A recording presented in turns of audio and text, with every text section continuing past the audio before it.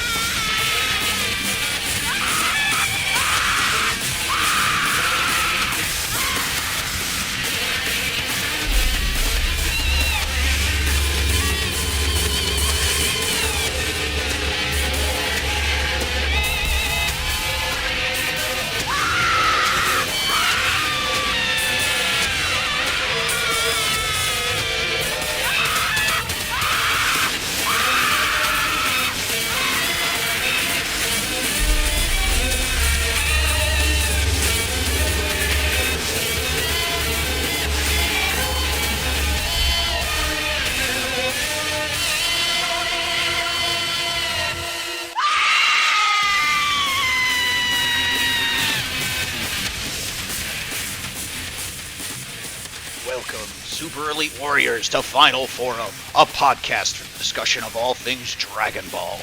I am your host, Bekinney, an elite recruiting member of the Frieza Force, on a mini-sode to rank the top 10 techniques from across the galaxy to better train the greatest army of all time, and I am not joined by my ranking officer, so let's get into it.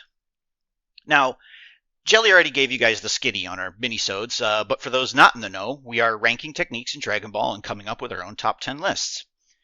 Now, it's my own fault because I kind of put this together a little late, so Jelli got first pick on some great techniques. Big shout out to Destructo Disc. I think that's very much worthy of a number one spot. It's a great technique that honestly only it doesn't succeed because it would just solve too many problems too quickly. So his rankings, again, cover some of the most bombastic attacks in the franchise, so I'm hoping that my rankings will stack up. So let's kick it off, and starting it off with number 10, it's kind of a however many way tie it is for as many times as it shows up in the series, but basically Nappa's break cannon or like Raccoon's eraser gun where they sort of barf out a laser. I just think that's rad. That's really my only justification for that. Moving on to number 9, we have Time Freeze, Goldo's signature ability. It stops time. What a shock. I'm being a bit glib, but honestly, this technique is pretty frightening if you think about it. Imagine somebody like, say, Frieza having this technique, right? The way he'd utilize it would make it look like instant transmission on steroids. Being able to fully stop time is kind of game-breaking when you think about it. Even if they can sense your energy, it still seems like you're instantaneously moving around, which would be incredibly confusing. The drawback is supposed to be that time is only stopped while you're holding your breath, which wouldn't be a problem for somebody who could survive the vacuum of space, without breathing. So the fact that Frieza didn't immediately torture this secret out of Goldo is probably because it must be intrinsic to his being. So it's just kind of stuck with him, which is why I've ranked it at number 9, because it's a really interesting ability. Unfortunately, it's stuck to somebody who didn't get to stick around very long in the series. Coming in at number 8, we have the Afterimage technique. I like this one mostly because it helps illustrate how much the battles in Dragon Ball change as the series goes on. When it's first introduced, it's supposed to be like the pinnacle of martial arts due to the level of speed required to make it work. And then it quickly becomes outclassed by characters just getting stronger and techniques that actually just allow you to be in two places or more at once. And then by the time we hit Z, that kind of speed for this technique is considered slow. Heck, why even bother moving when you can just teleport? With staples like the Kamehameha Wave, the Masenko, the Galick gun, right, they get bigger and bigger explosions, and they're very pretty to look at, and as a kind of show of the growth in strength of these characters, right? And I think it's fun to look back at some of the older techniques and realize just how much power creep actually makes it into this show. Coming in at number 7, we have the Evil Containment Wave. This one's kind of similar to the Afterimage in that it's more about what the technique represents. It's a secret technique of Master Mutaito that seals away a Demon King. That's a pretty badass claim to fame to start off. It's a move of last desperation, and once we've actually see the technique, we understand why. The result for the user is death. That's a pretty raw deal, especially when it doesn't succeed and it still takes the user's life. But as the series has progressed, this particular drawback is no longer concrete, with many uses resulting only in reduced energy instead of death. But like, if we're being real, in a Dragon Ball fight, that might as well be a death sentence. There's also the counter technique that reflects the evil containment wave back on the user, essentially trapping them. That's kind of embarrassing. So why do I like it so much? Well, because of the drama that gets implied when it's used, right? If anybody busts out this technique, it usually means our heroes are their backs against the wall. They're desperate. They're facing an overwhelming opponent. And it just adds to Toriyama's masterful use of tension. That, to me, is a very critical ingredient of what makes this show so great. Coming in at number 6, we have Body Change. So this is Captain Ginyu's signature technique of swapping bodies with his target. It's truly a frightening body horror kind of thing to me. But imagine being able to steal your stronger opponent's body, leaving them with your weaker or battle-damaged self in return. It's quite the turning of tables, literally. But much like Time Freeze, this doesn't rank super high because despite it being broken on paper, it's got a lot of drawbacks to it. While we do see it used successfully, it doesn't give Ginyu perfect control of his new body. It can be intercepted by another living thing, and it pretty much loses its surprise factor after being used once in a fight. On top of that, it doesn't seem to exist for anyone else besides Ginyu, similar to Time Freeze with Goldo, which limits its usefulness once Ginyu finds himself in a body that can't speak, like the frog. Oof. Before that, however, Ginyu does manage to upend our expectations that Goku is going to 4-0 what's left of the Ginyu Force, and he nearly defeats our heroes before Frieza even has to get involved, which is kind of impressive when you think about it. Now, while all 10 ranks are basically personal choice, the first 5 were more niche or like one-time things as sort of a nod to where Dragon Ball started and where we are now. But these next 5, a couple of them might still be niche in a way, but all of them are more signature techniques that make multiple appearances throughout the run, and for good reason. So starting off at number 5, we have the Sokidan, or Spinning Kai Bullet. This is Yamcha's other signature technique, and no, I'm not talking about dying in a crater.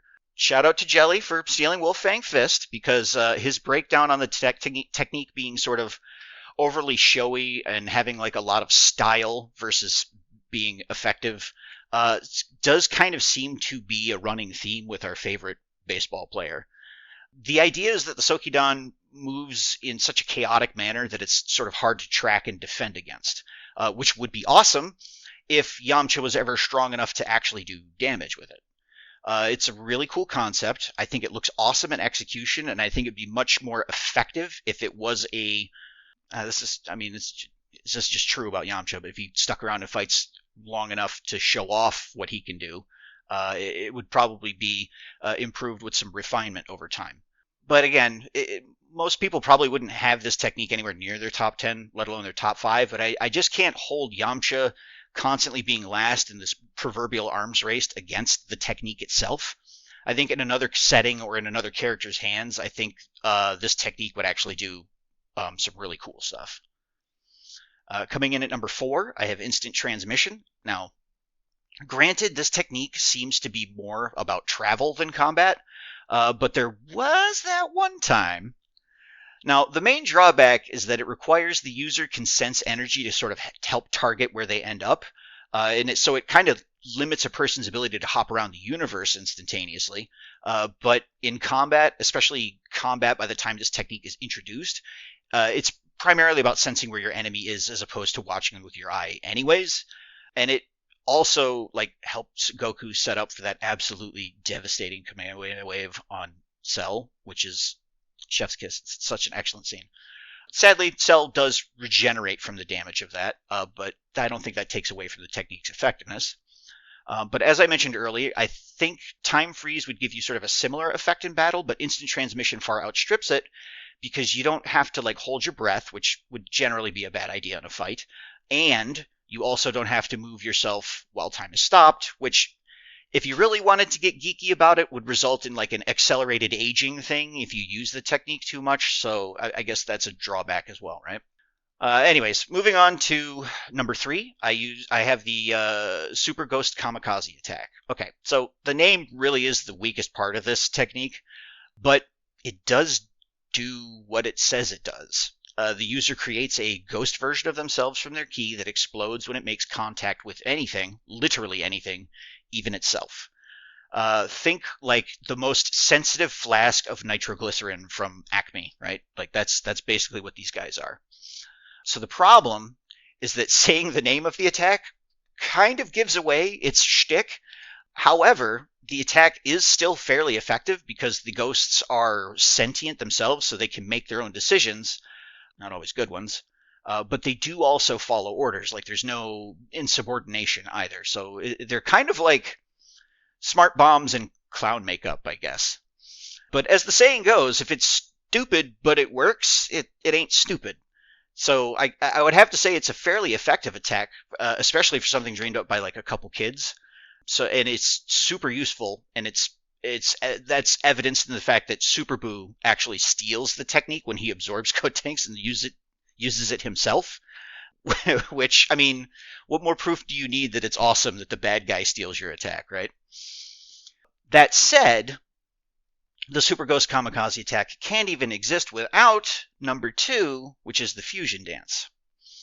Yes, it's cumbersome and finicky. Yes, you have to perfectly match your partner's energy level. Yes, it only has a 30-minute time limit, which really wouldn't be an issue if the fused characters stopped taking their sweet time on everything. But as we've seen, 5 minutes in this show could be several episodes, so I kind of call BS on that particular issue.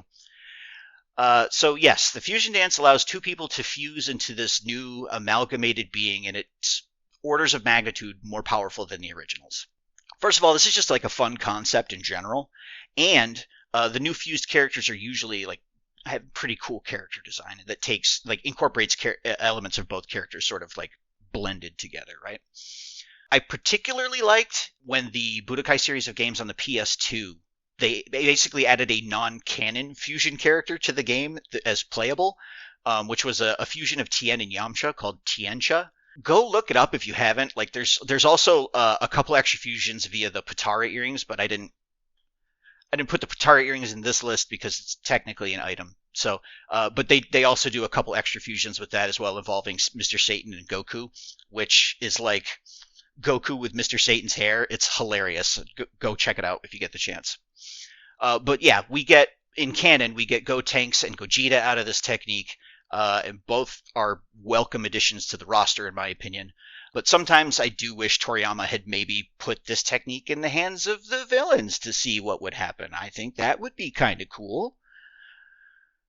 Moving on yet again, before we get to the number 1 technique, I wanted to give a quick shout out to a couple of honorable mentions. These ones that I still think are cool techniques, but I didn't put in this list, probably because they just weren't very effective in general. Yeah, and also these didn't make mine or Jelli, so hopefully there's no overlap there either.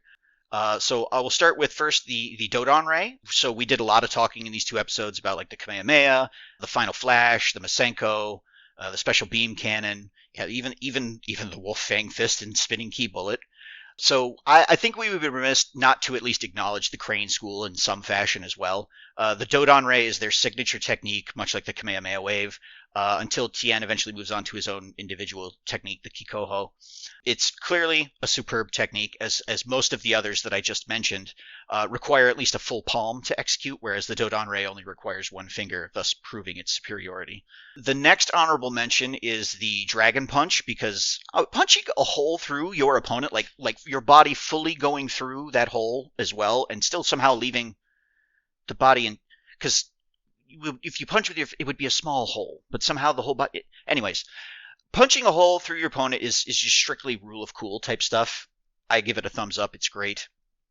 Plus, I think every time we've seen it used, it has resulted in the defeat of an enemy. So 100% effective and just cool. That's pretty awesome. And lastly, but not leastly, this is one of my personal favorites, the Hellzone Grenade. This was a technique used by Piccolo against Android 17.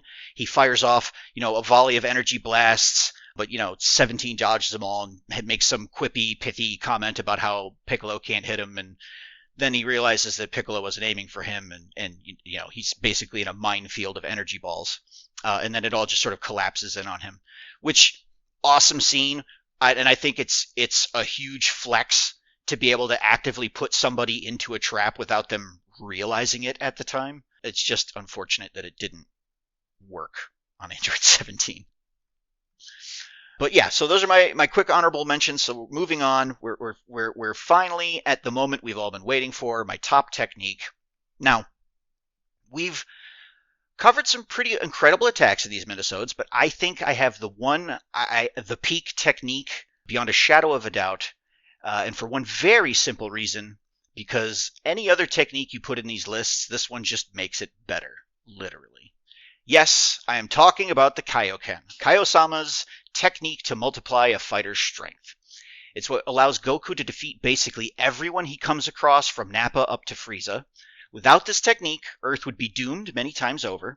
It's such a good technique that we even see it get used all the way into Super, involved with Super Saiyan God using the technique even. So it makes sense that we only ever see Goku utilize this technique because he sees the truth in everything, including his opponent, and can accurately gauge just how much strength he needs to win. Now, that part's incredibly crucial too, because the technique cashes in on your energy reserves and strains the body for this burst of power. So, too much gas, and you run out of energy before you can finish the job, assuming you don't immediately blow yourself up. Too little, and not only do you not win the fight, but you end up in a worse spot than when you started. So it's this excellent combination of surprise, versatility, and tension when used properly that sort of helps emphasize the idea that if Goku loses, we're all screwed. It's a delicate balance to maintain, both in the technique as well as within the story, but it's totally worth it. It throws opponents off their game when Goku turns up the heat, making them unsure of themselves. And really, a lot of Goku's fight strategy is getting in his opponent's head a little bit. If not to figure out how they work, then to figure out a way to sort of put them off of their game, right? And challenging the way that they see the world. It's the perfect technique for this kind of fighter. Now, the scaling on it's pretty insane, too, when you think about it. It ranges anywhere from like plus 50% power to whatever multiple the user's body can physically withstand.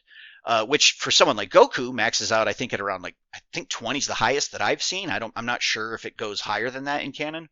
I could be wrong. And, however, it stacks with the Super Saiyan transformations, like I mentioned earlier. So it's like a multiplier on top of a multiplier, and that's basically cheating, really, when you think about it. Yamcha, why didn't you learn this technique? You could save everyone time, and put yourself in a crater, because you could just blow yourself up. All right, that joke probably didn't stick, but anyways, that's my top 10. I hope you enjoyed my little rant, and I hope Jelli doesn't make me crawl through the ventilation ducts again for turning it in late. Will Bekinney maintain his dignity? Will he be forced to exterminate the colony of dust bunnies in our life support system? Find out next time on Final Forum.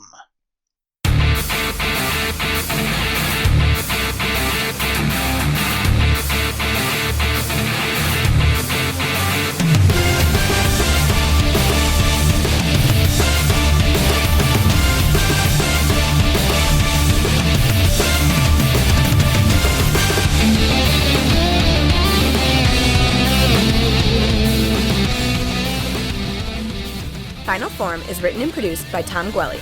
It is performed by Dan Kinney and Tom Gwelly. Our webmaster is Dan Kinney. Our theme music is provided by YouTube content creator GVG Kit.